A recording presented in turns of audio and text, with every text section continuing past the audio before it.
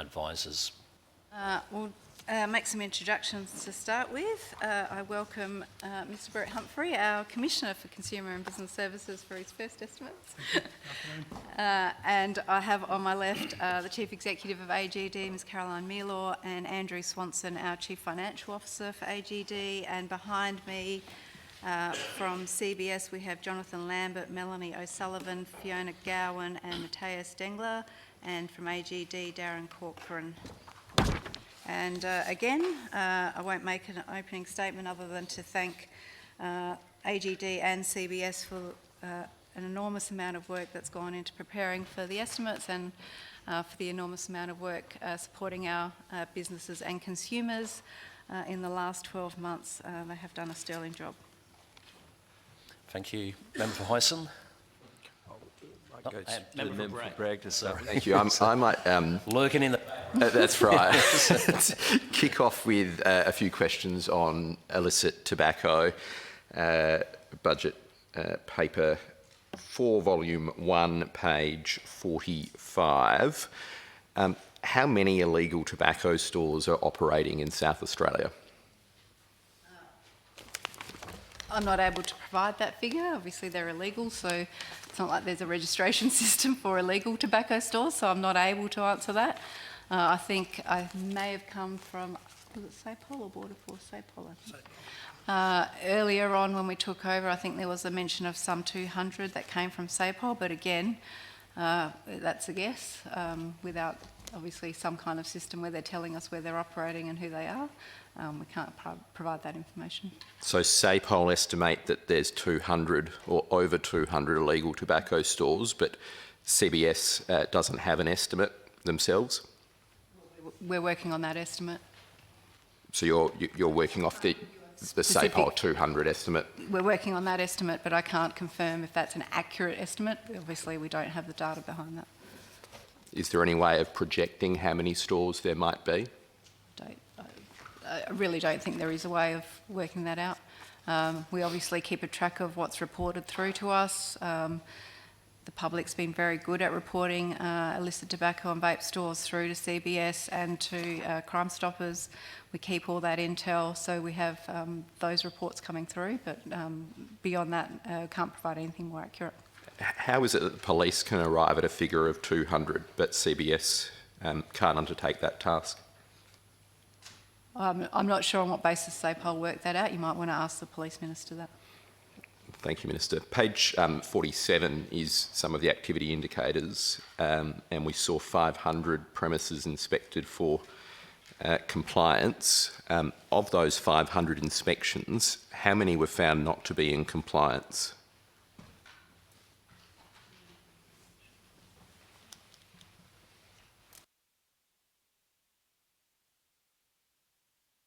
That I'll notice and come back to you if we're able to provide that information.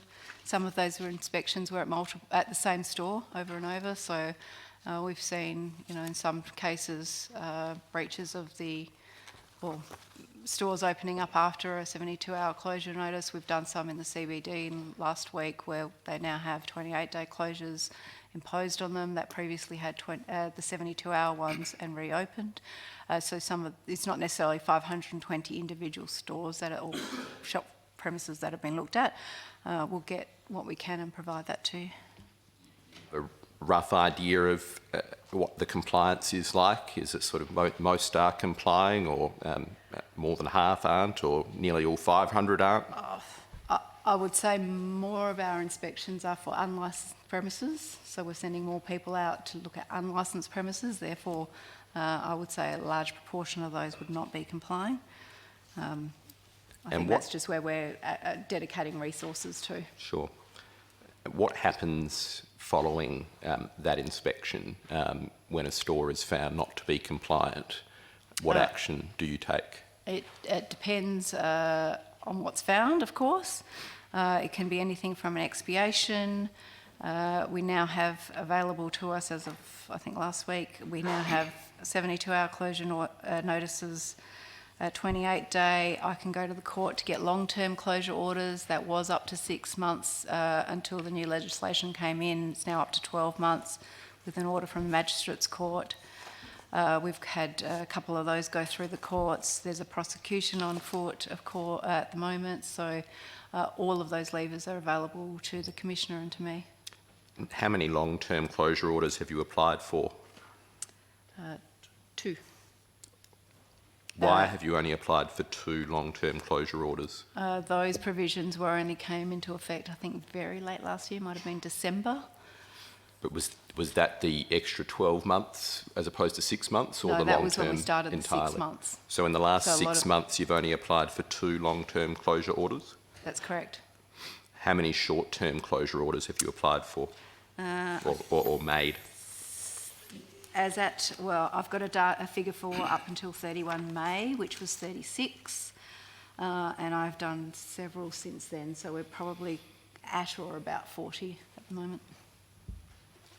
So if you're doing 500 inspections and the majority are not compliant, and you're estimating there's 200 illegal shops operating, why have you only acted with respect to 40 of them? Some of those inspections are inspections of the same store. So the ones we did in Rundle Street, for example, that we went to last week, they obviously were inspected, found not to be compliant. They would have got expiation and 72-hour closure notices. We went back to them. They were still open. They've got a long-term closure order now. A 28-day closure order now, and I think we might be applying for long-term closure potentially on one of them. Yes, on at least one. The closure order authority also only came into effect in December last year, so we had 5 months of inspections without having that closure order in place. Sorry. Do you think you need to be doing more inspections? Obviously $16 million that was in last year's budget. We stood up a team very quickly in Consumer and Business Services. It was a whole new team. Some pretty prompt recruitment was done. That takes time to build up a team and the processes in place, so I think they've done an extraordinary job. We've taken, I think, about $34 million worth of product off the streets. We work really closely with SAPOL. I think they've charged over 20 people, 30, they made 30 arrests. So between SAPOL, Consumer and Business Services, we obviously have to work with the federal government. One of the issues that we don't have levers over, but Border Force do, is getting the product into Australia. So all of that needs to happen. We are not. We realise it's a significant issue. We know organised crime is a big part of that. I think someone from Border Force early on estimated about 75% of the market is controlled by organised crime. So it is a challenge. We certainly are doing all that we can. Of course, from what we're doing compared to other states, we recently had a national scorecard from a national body. We were given an A+.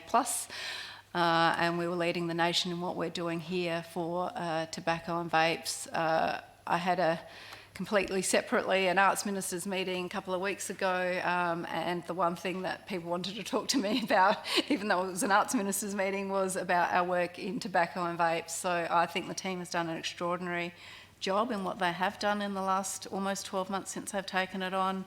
I think we've demonstrated as a government we're happy to really demonstrate through changes in law how much we are taking this seriously and what we're willing to do to tackle this problem here in South Australia, and the rest of the states and the rest of the country's eyes are on us and they're following suit. I think the changes in law are one thing, but then you've got to use the power as well. Do you think that applying for only 2 long-term closure orders is an A+ effort? Assessed, and that was what we were given, an A+, yes. You agree with that assessment? Yes, I think the team is doing an extraordinary job in very difficult circumstances. Do you think applying for only 40 or making only 40 short-term closure orders in the context of 500 inspections and over 200 illegal tobacco shops is an A+ effort? In the context of only having those powers in the last 6 months, yes. Why are you planning on only making the same number of inspections in the coming year? team has estimated with the resources they've got and what time it takes to, it's very much risk-based. We get the intel coming from the public, intel shared between SAPOL and CBS. That is what we expect in terms of the inspections coming forward off the back of what we've seen in the last 12 months. That seems a reasonable amount. I'm happy with the Commissioner's estimate of that. Well, it's the same as the last 12 months, where you described it as sort of just getting off the ground. You mentioned resourcing. Is there a resourcing problem? No, we dedicate, there's a team of some 20 staff in the new tobacco task force within CBS, so that those resources are there.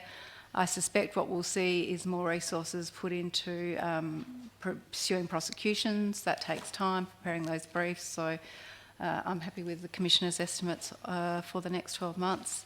And again, we are certainly throwing everything we've got at this problem. We don't underestimate it, but we certainly are making inroads.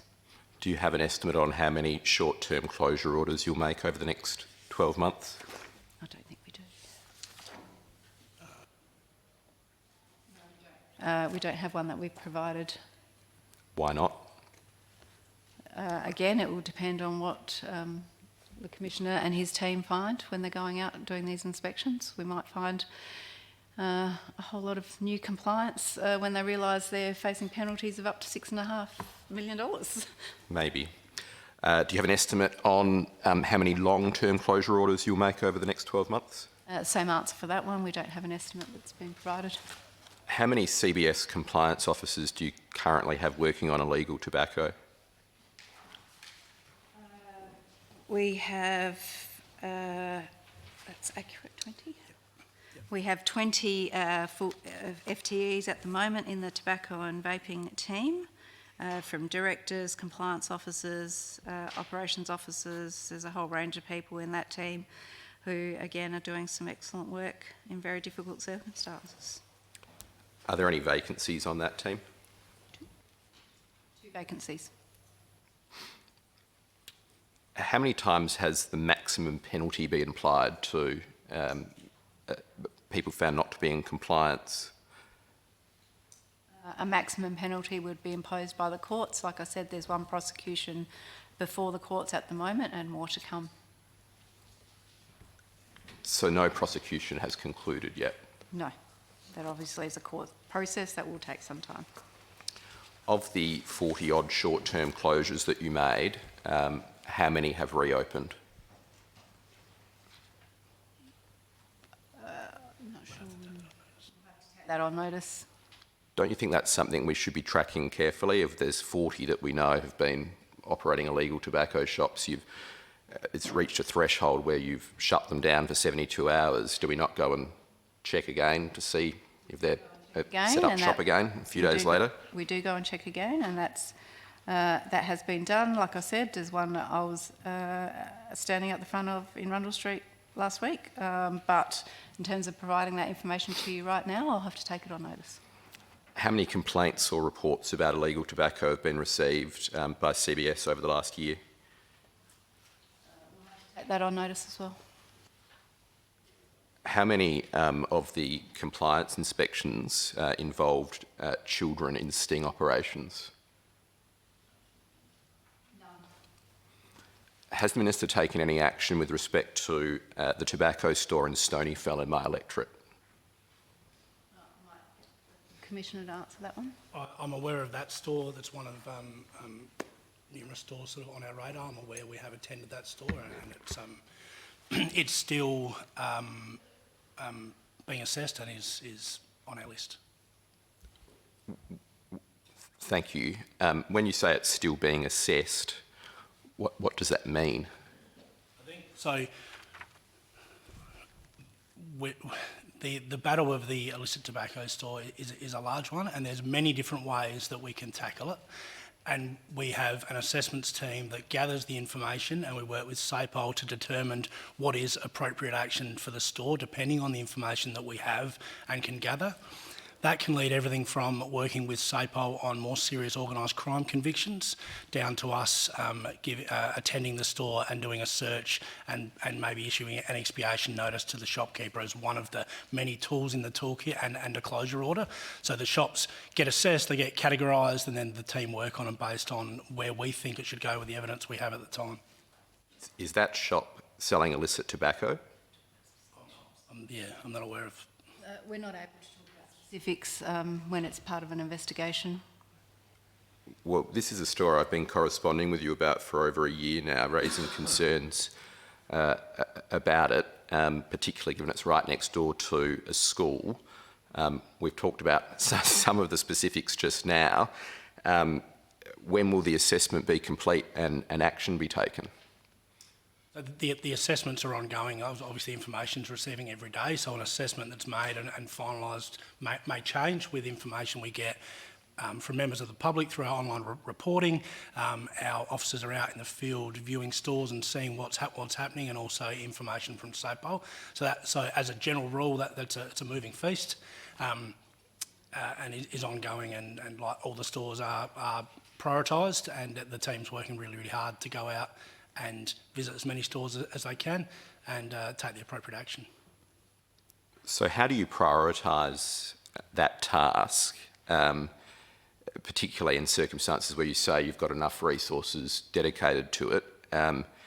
If we've got a store where numerous complaints have been made that's operating right next door to a school, what sort of further evidence needs to be gathered before it's shut down?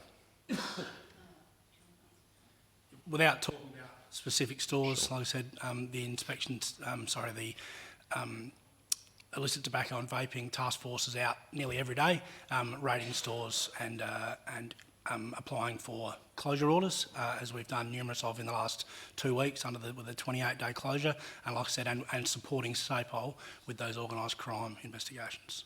It's definitely a risk-based approach. Working with SAPOL, I would say, working very closely with SAPOL and the Project Eclipse team in SAPOL to determine which stores are a priority. There's obviously multiple complaints coming through on particular stores right across the state, and CBS and SAPOL are working really closely to make sure we're targeting the highest risk.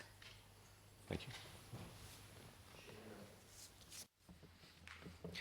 Thanks, Chair. I might just chime in there, but by reference to Budget Paper 5 at page 14, the measures for additional resources.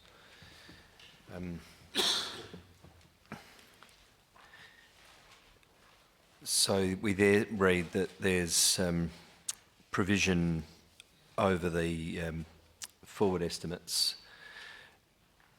for 25-26 of just short of 2 million, and then 2.3 the following year. That sounds in 16 full-time equivalent employees, and the note to the table refers to that funding growing volumes of work in what I read to be 3 categories: the compliance and enforcement, secondly births, deaths and marriages, and thirdly regulatory activities. First of all, is there any part, and I have in mind compliance enforcement perhaps and regulatory activities, that applies to the work that the member for Bragg's just been asking about, and the anticipated volume of increase of that work? I'm very pleased that we were able to get this additional resourcing for CBS. It's almost $10 million over the forward estimates, as you can see in that budget line. We have seen increasing workloads in various parts of CBS, so that breakdown in terms of FTEs that you see of 16, 12 will go to the compliance and enforcement area, of which the Tobacco and Vape Task Force forms part of that compliance and enforcement area, so they'll be able to share in those resources. We have 2 FTEs that are going into births, deaths and marriages. We've certainly seen an increasing volume and increasing complexity of the work that's being done by births, deaths and marriages team, and 2 people in regulatory services as well. So I'm sure that support will be much appreciated. In terms of the compliance and enforcement, like I said, it does capture the tobacco team, but it also will hopefully allow us to increase the number of casino and gambling inspectors, investigators, again, which is important for tobacco, but also for some of our other areas of priority, building and other priority areas.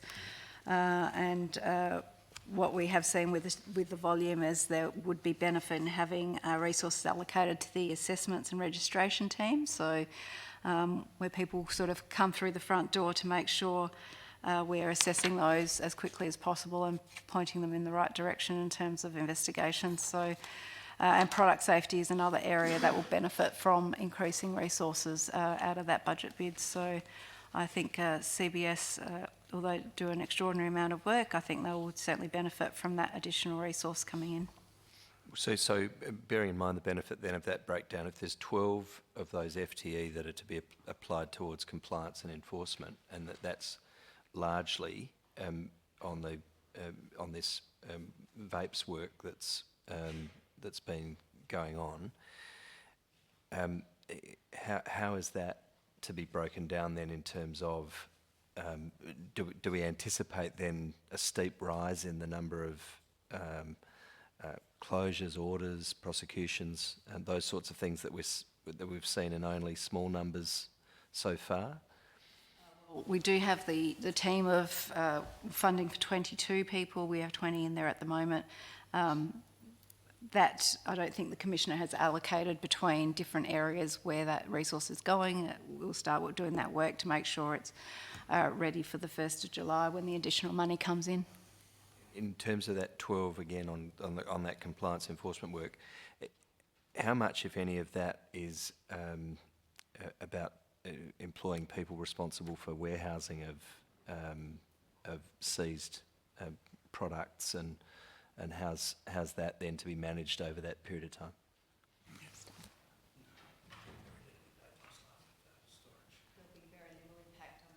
Staffing for storage. All right.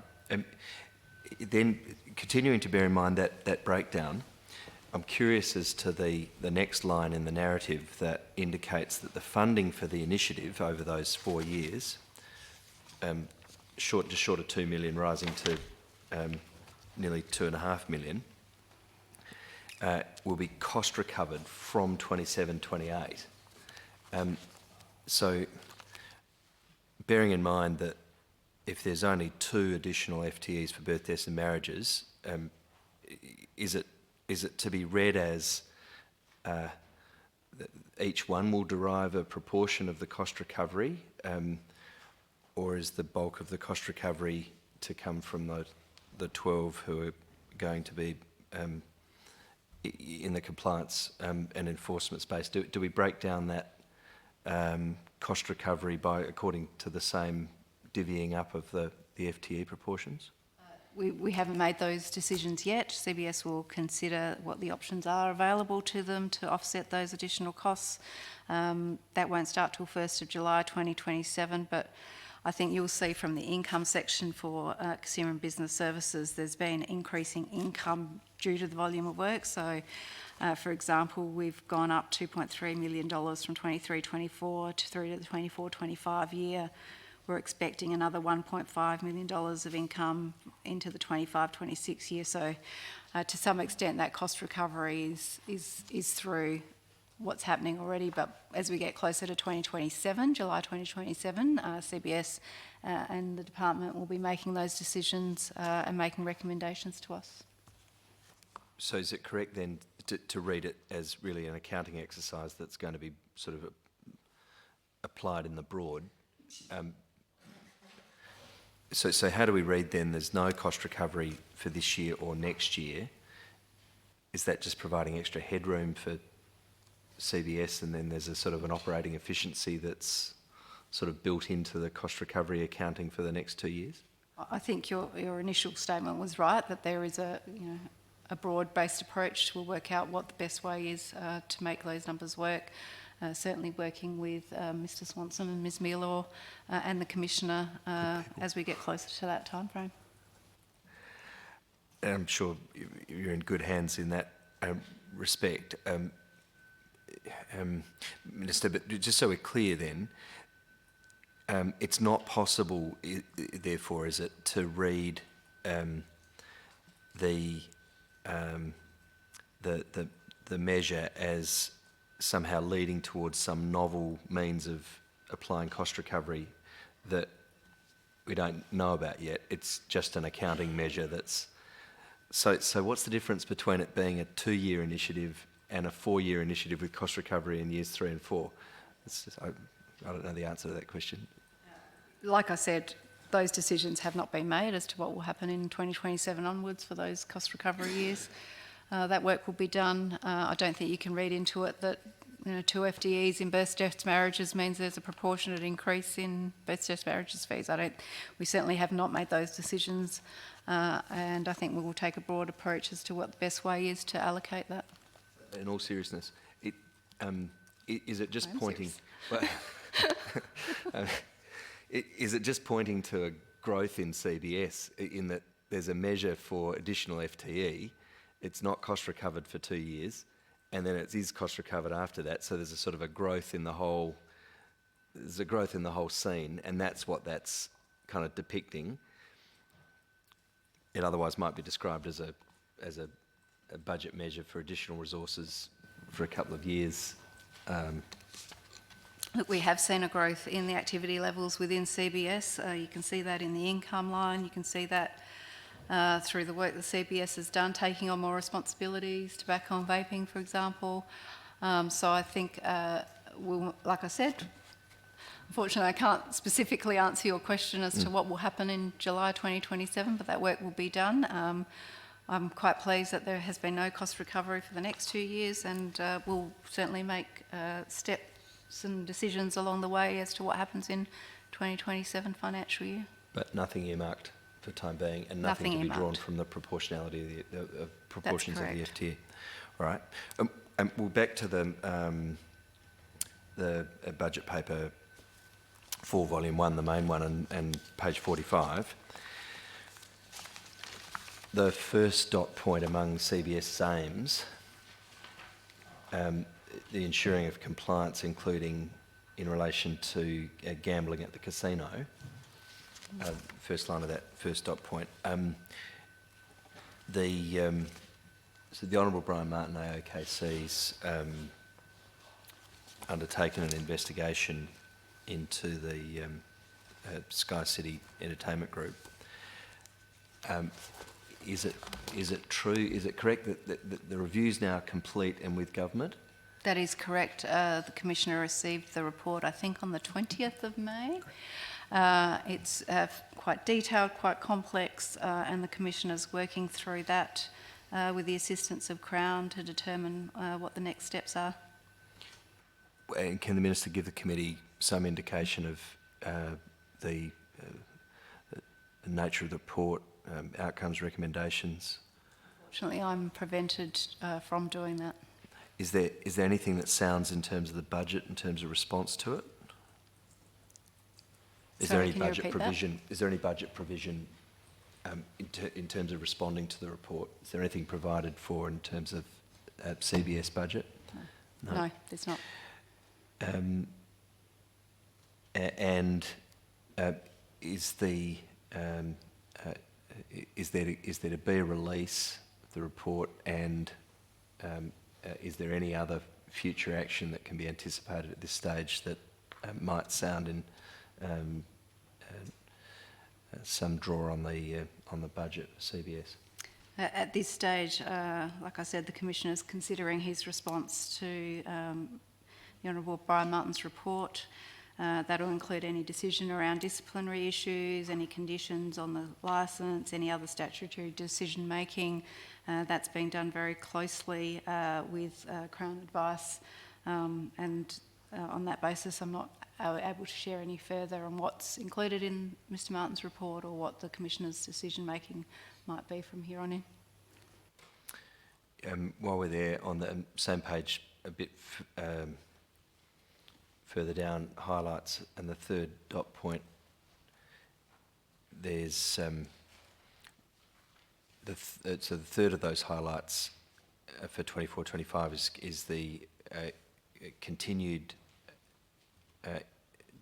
to implement residential tenancies reforms.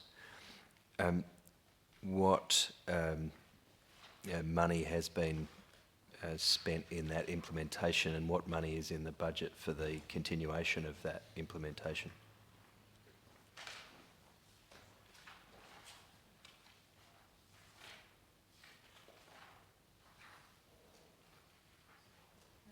Additional funding allocated in the 23-24 mid-year budget. It was $2 million per annum. That provided up to 23 FTEs initially, with 12 FTEs ongoing, and that work to roll out those measures certainly took a lot of resources, and the team did quite an excellent job rolling that out, communicating with stakeholders through that 24-25 a year. And what about the year ahead? Those 12 FTEs are continuing in the years ahead. Is that correct? Yes. Yes, those 12 FTEs are continuing. And what's the nature of that work now for the year ahead? It's certainly around assisting both renters and landlords in compliance issues around, for example, rent bidding. There's been a number of complaints around advertising properties within a range, whereas our reform requires a fixed price to be a price to be fixed. So those sorts of measures, including dealing with bonds, for example. We've had just an internal review now being undertaken on any changes that might be required in the regulations. We'll have to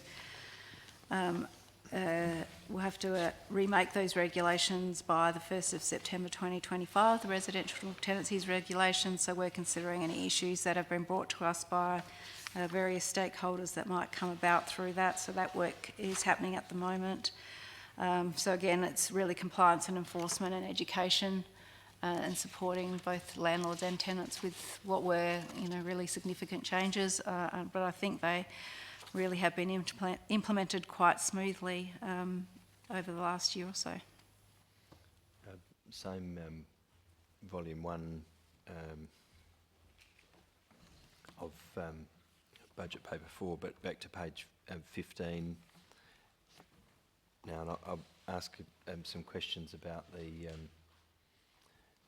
first of the existing projects, which is the improved digital systems. But perhaps before I do, just because it's immediately above it, there's a new project, Consumer Business Service fit out. It is $560,000 there. Can Mr. explain what that is all about? That is additional funding to make sure that the new staff at CBS are able to be housed in their new office space. So that's fit out work for CBS to make sure we've got the team there and in the environment.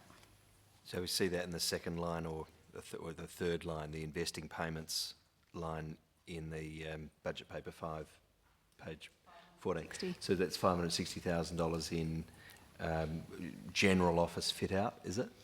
Yeah, Yes. to increase the spaces for the extra staff. And so bearing in mind the breakdown of FTE that Minister's described, is 12 more in compliance and enforcement, 2 at birth, deaths and marriages, and 2 in terms of regulatory activities. It's not as though you're just fitting out one new office space. Is there any actual new office area, or is it a matter of fitting people into the existing areas where those folks are working? It's all in Cheshire House on Grenfell Street. They will be remaining there, and it's making sure that accommodation is fit for purpose for the new staff. Right. And so there's no particular item of any significance among that? It's No, unless the Commissioner wants to add anything. the only thing is, so it's about fitting the people into the space we've got, so there's not ongoing costs of increased rent, no extra floor, extra building required for any extra people. It's about utilising the space we currently have to fit the extra people. And no $20,000 desks or anything like that. Well, right, well, so moving to the existing projects, the first of them, we see what looks to be completed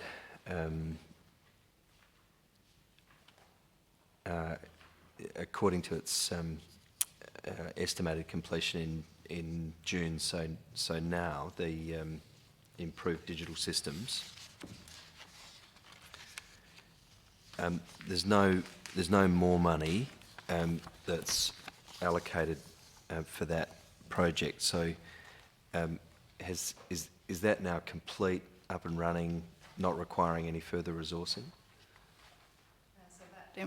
Improved digital systems project there relates to the bonds upgrade project. That is largely complete. I think there's a couple of issues being worked through at the moment in terms of enhancements of that system, but largely complete. At the moment, there's nothing else. Yep, largely complete.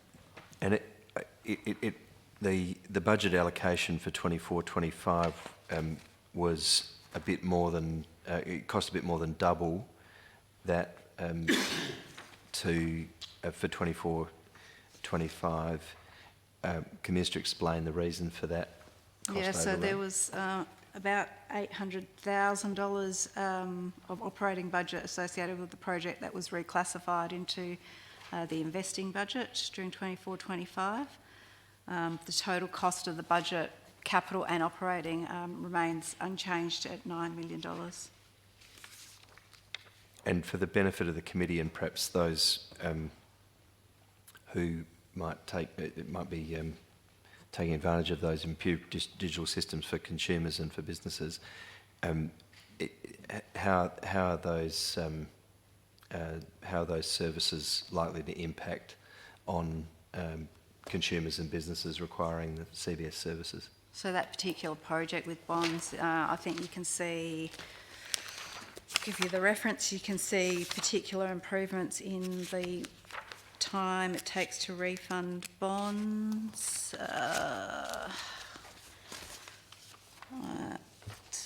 Budget paper 4, volume 1, I think. We've got average working days to process bond refunds. We had 23-24, we had 14 days. It's now down to 6.1 days at the top of page 47. So That's the one with the target of 5? Sorry? That's the one with the target of 5? It's certainly dropped from the actual, and we're still aiming for a target of 5 as that system is bedded down. Yeah. But certainly improvements for, in that case, renters and landlords. So that's one key area. Is there anywhere else that that new system is going to be showing results? I think that's. There was digitisation through births, deaths and marriages as well, and a History Now project. This is all what the member might know as the One CBS project. So this is the work that was done for that. We had bonds. History Now is a project we're essentially digitising, I think, about 3 million records. Of these records, about 825 have been identified as critical records, so those dealing with potentially living persons, or critical records in assisting the prevention of identity theft, so they've been digitised. And there's a digitisation process through births, deaths and marriages in terms of digital smart forms. So applications to correct the register have now gone digital as of April 2025, so the public can now apply online, upload all the evidence they need to support that application. That's making things easier for people dealing with births, deaths and marriages. BDM continues to develop their use of digital smart forms. They can now be used by doctors to certify causes of death, and that uptake of the digital process will reduce time taken, for example, to cremate bodily remains or register deaths, reduce transcription and typographical errors in the registry, improve efficiency of the whole end-to-end process, and offer new opportunities to share cause of death data in real time. And we're hoping that that form will be ready for testing and consultation in the later months of 2025. So certainly those BDM improvements, the bonds improvements, and work will be done on the other systems and prioritising improvements that we can make in some of the other very aged systems within CBS. Just some activity indicators, questions, bottom of page 47, or the bottom third of it. The number of liquor, gaming, casino and wagering inspections was just over the projection, 2,599. Can the Minister indicate some breakdown or particularisation of those inspections?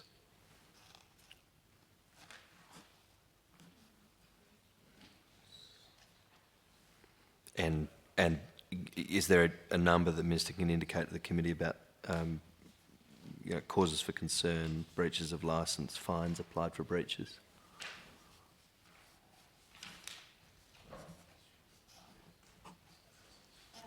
In terms of inspections, I can give you some information about casino versus wagering versus gambling inspections. So for casino inspections in 23-24 there were 366, and up until the end of May this year we're at 335. Wagering inspections were 470 for 23-24. At the end of May, we're at 357, and gambling inspections for 23-24 was 571, and we've seen quite a substantial increase up until 31 May this year of 787. So their operations and inspections at venues, they're targeting gambling harm risk factors. CBS through 24-25 has continued to monitor compliance through online work, data analysis and routine and targeted field-based inspections and audits, ensuring that staff in those venues have their training up to date as well. That's particularly important to enable them to identify and respond to gambling harm risks. I think that's the information I'm able to provide to you at this point. One more, and it might be on notice, Chair. Thank you. It's an activity indicator question again, and 47 at the bottom over to 48 at the top. One correction that's come from the Chief Executive. There may be, we're not sure yet, additional rent that's being worked through for the fit out, the 560,000 you asked earlier. They're looking at different options around how staff will be accommodated. So I said the Commissioner said there might not be additional rent, but we are still working through that. But it'll be in Chester House. Thank you. Just then to those activity indicators again, bottom of 47 over to top of 48. Liquor licence applications, and Minister might want to take this on notice. There's 6,312 liquor licence applications and 6,474 short-term liquor licence applications. Can the Minister provide a breakdown of each of these categories listed in the table, and can the Minister provide an average time taken for those applications to be processed and completed?